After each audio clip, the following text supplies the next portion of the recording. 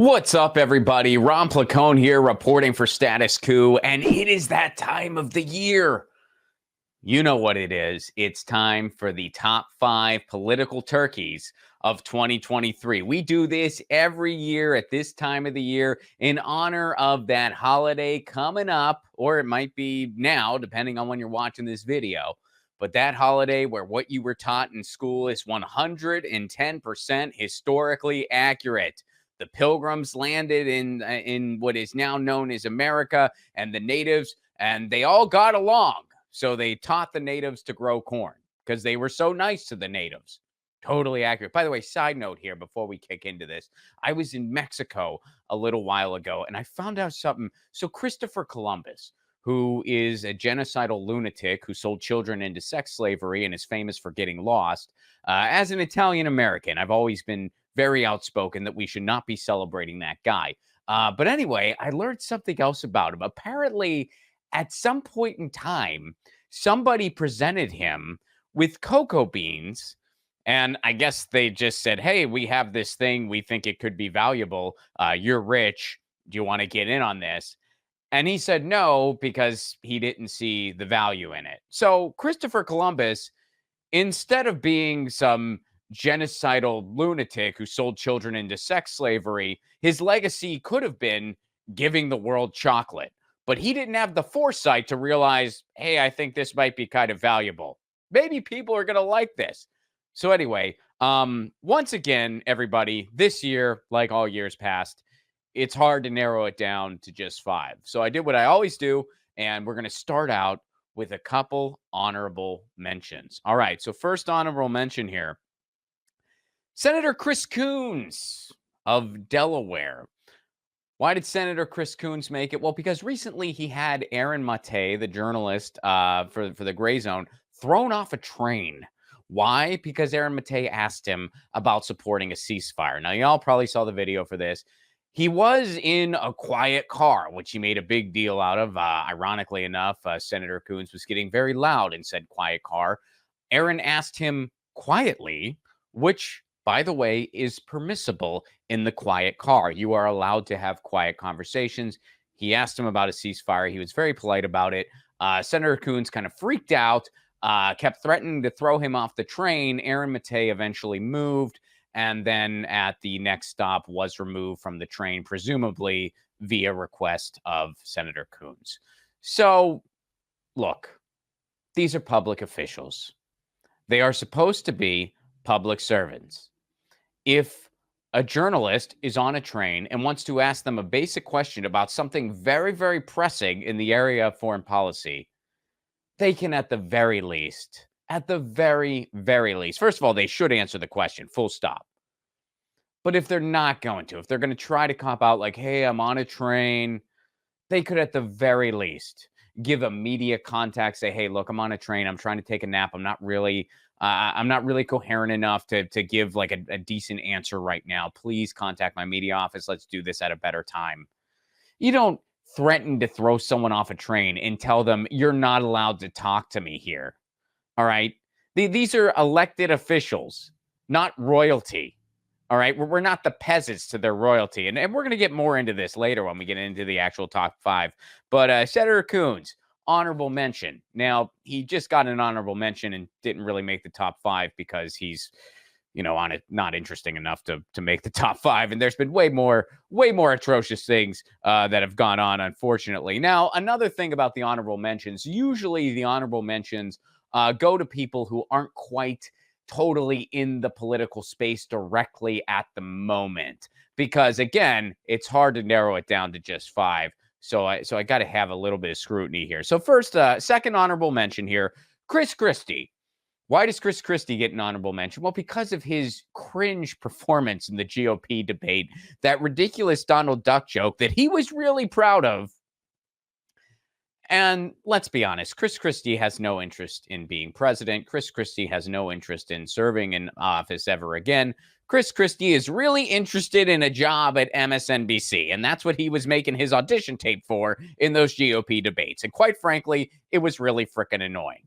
Chris Christie, by the way, There's nothing about him that's quote unquote liberal or Democratic Party esque, except for the fact that he doesn't like Trump. That's it. Policy wise, he's exactly the same. And why doesn't he like Trump? Well, gee, Chris Christie is a Northeastern plutocrat who's a wannabe gangster. Donald Trump, Northeastern plutocrat who's a wannabe gangster. That's why they don't like each other. They have too much in common. But Chris Christie, he doesn't like Donald Trump. So all of a sudden, you have a bunch of MSNBC contemporary liberals going, oh, that Chris Christie's the voice of reason. And it's really freaking annoying. So honorable mention, Chris Christie. Another honorable mention. Now, this might come a little surprising for some of you. Donald Trump. Donald Trump himself, honorable mention. Why? Because of this recent speech he gave, I believe it was around Veterans Day, where he talked about everybody on the left is vermin. He gave a speech that would have made Mussolini blush. Now, here's the deal. I have long said that Donald Trump is just a narcissist who stands for absolutely nothing. I still believe that to be true. So you might be saying, well, gee, Ron, you think Trump's just a narcissist who stands for nothing, yet he's given a speech like this. Why would he be doing that? Well, here's what I think. So Donald Trump, his base is withering. And some of his base is withering because there were people who honestly believed he was going to do the stuff he said he was going to do. And then they realized he was just full of baloney and kind of said, okay, we're out of here. But Trump is also losing some of his base for another reason. And that other reason is that he's not crazy enough for them. He's not MAGA enough for MAGA. Trump's not far enough for them, so they're migrating to people like Ron DeSantis. So Trump will not be out crazy. So he's making speeches like this. But Donald Trump, honorable mention. On to the top five. I think the perfect pivot from Donald Trump. By the way, these top five, in no particular order. These are just the top five political turkeys of 2023. No particular order. Because we just talked about Trump and how some of the MAGA base, he's not MAGA enough for them. Where are they going? Well, I still believe, even though people are saying he's kind of floundering a bit, and I think that's true, but I still wouldn't underestimate the guy. And first mention here, Ron DeSantis. Ron DeSantis, I'll start with a little bit of a personal story here. Now, Ron DeSantis, by the way, there's a new bill in Florida that's going to be that's going to kind of dictate people's usage of pronouns themselves. That's another bill floating around in Florida. But I was in Mexico recently, as I mentioned prior, on a family vacation, and I was with my parents, who I love dearly, and I had a conversation with my dad because we were in Mexico. And there was a particular area my dad was like, oh, we got to be careful there. It might be kind of dangerous. And I said, what are you basing this off of? And he didn't really know. He just, in his head, he was worried it was dangerous. And so I just kind of said, I said, look, Dad, in a couple months, you're going to Florida. That is the most dangerous trip any of us have on the agenda anytime soon. That's the most dangerous place any of us are going. So I wouldn't worry about this port in Mexico. Be more worried about your trip to Florida. And he said, well, I don't know if I agree with that. And I said, oh, really? How many cases of leprosy are happening in Mexico? How many school shootings do they have in Mexico?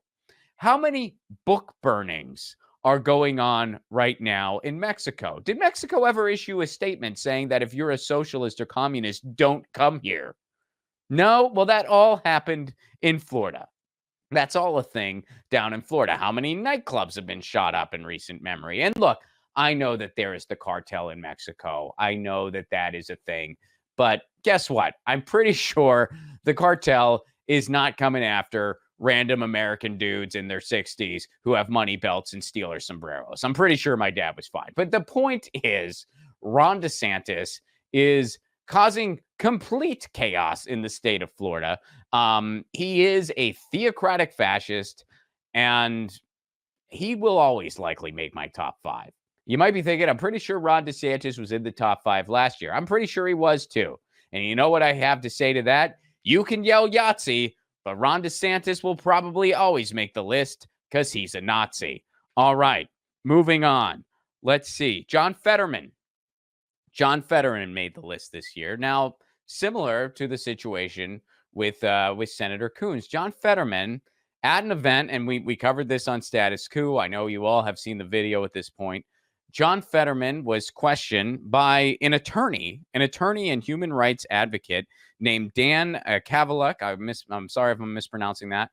He was asked very reasonably if he would support a ceasefire. And the guy said, hey, I voted for you. I know you're a nice guy. Will you support a ceasefire? John Fetterman's response was to make eye contact with his foot soldier. And his foot soldier forcibly removed that person from an event that person paid to be at. He was forcibly removed. Even people that were also on the video were saying, you didn't need to do that. Why did you do that to him? And the guy did it because John Fetterman ordered him to do it. Because he's a brainless foot soldier, and John Fetterman ordered him to do that.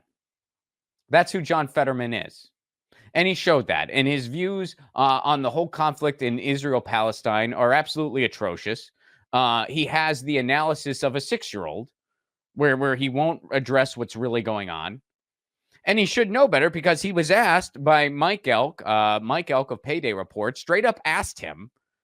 He straight up said, well, what about Jews like me who are for a ceasefire? Don't you see what's really going on here? And John Fetterman just brushed it off. John Fetterman didn't really have an answer for that. He just said, oh, well, I guess we just disagree. And this is a guy who ran on being a progressive. He's okay with killing tons of innocent people, half of them children in Gaza. So John Fetterman makes the list since he thinks it's okay to physically throw people out of venues when they ask a question, when they dare make eye contact and ask a question to one of the royals. So congratulations, John Fetterman. You made the top 5 this year. Coming up next, RFK. RFK. So, look, I'm no fan of RFK. I think he's an opportunist. He has spread some very, very dangerous conspiracy theories that are anti-Semitic when it comes to COVID. He's an imperialist. Listen to him talk about Israel-Palestine just to start. He thinks that the free market can solve climate change. Now, look, people will bring up some of the environmental legal work he's done for various rivers and things like that. Now, look, I applaud him for that. I always have. I said, yeah, he's done some good things in that space. That's great. Here's the deal. People will always do that with people in the political space, though, when they want to try to make it out like there's something they're not. Yeah, he did some good things in environmental law.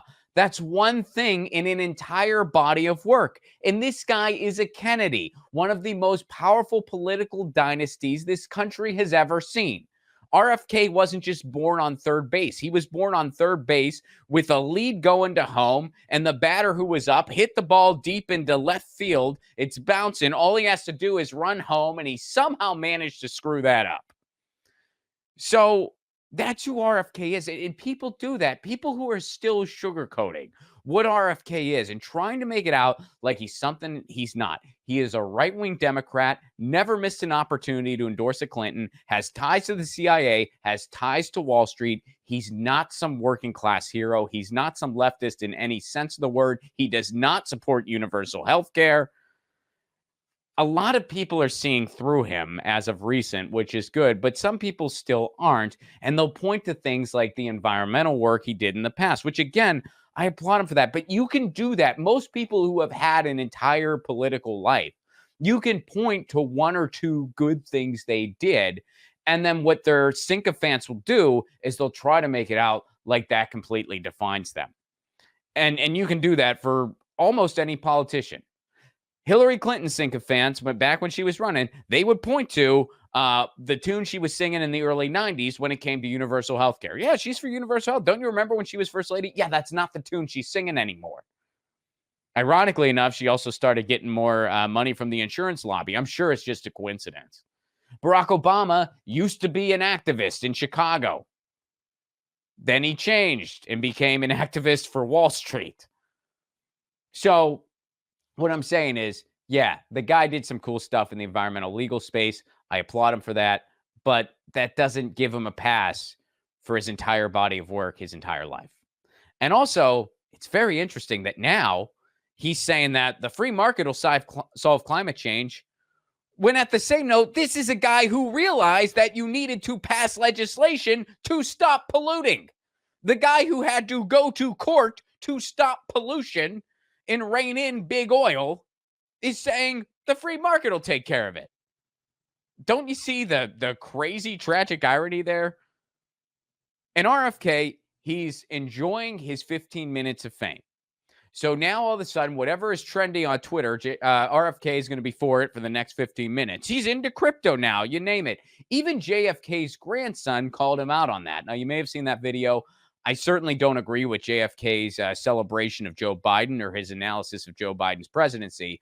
But when it came to describing RFK, he was absolutely right on. This guy is just an opportunist. This is just a vanity project. He's just enjoying his 15 minutes. So RFK, you make the top 5. And boy, is it sad. It's sad that there's a good chance for the first time in 30 years, we're going to see a candidate for president on the main debate stage that isn't part of the duopoly, and it's going to be RFK. That is so disappointing.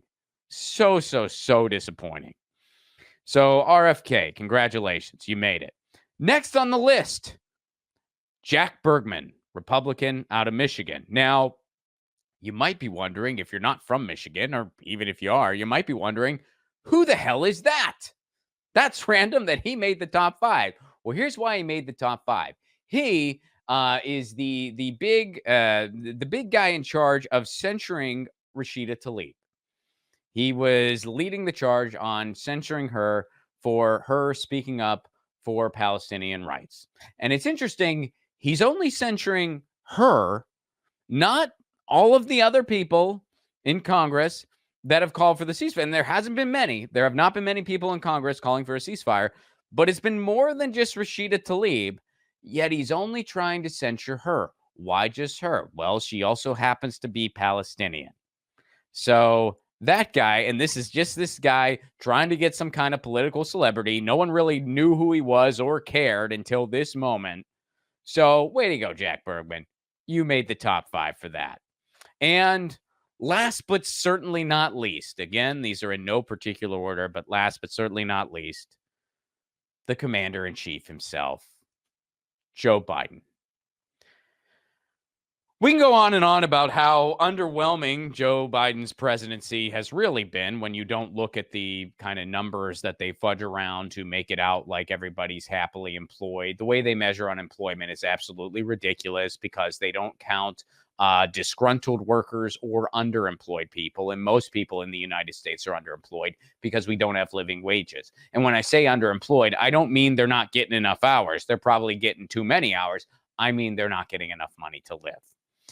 So when you really look at what he's done, no $15 an hour minimum wage, easy thing that he promised, couldn't even get that done.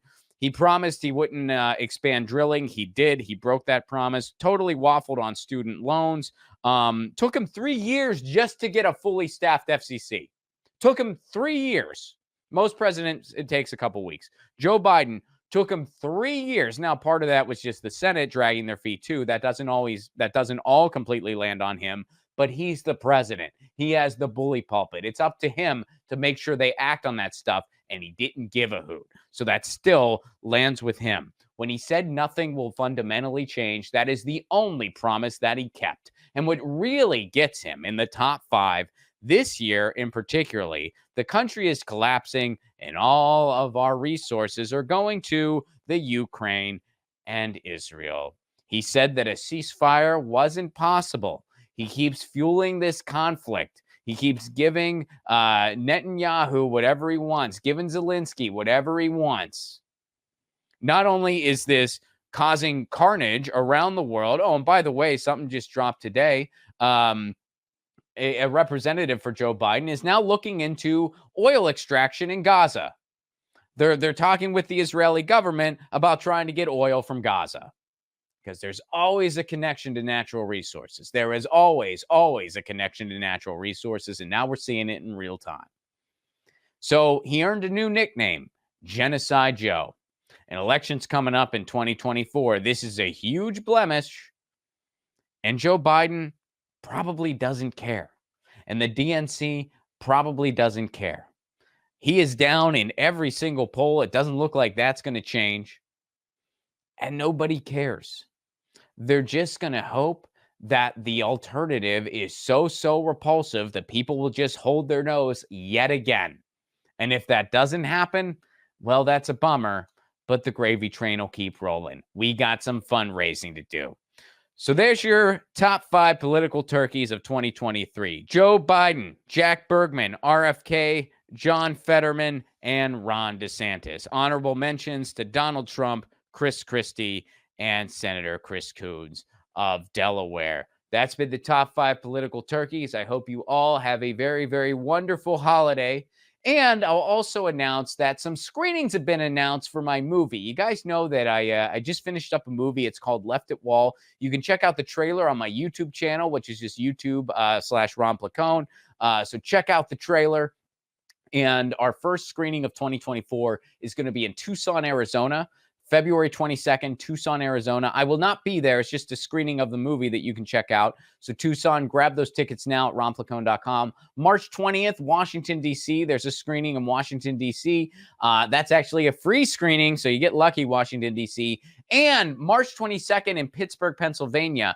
I'm doing a screening and a stand-up show beforehand and a Q&A after. So that's an event I will physically be at. So Pittsburgh, I'll see you March 22nd. We'll be announcing more screenings and shows/screenings, both domestically and internationally. So keep your eye on my website, ronplacone.com. Can't wait for you all to see my movie. And this is Ron Placone for Status Coup, wishing you a happy holiday and signing out.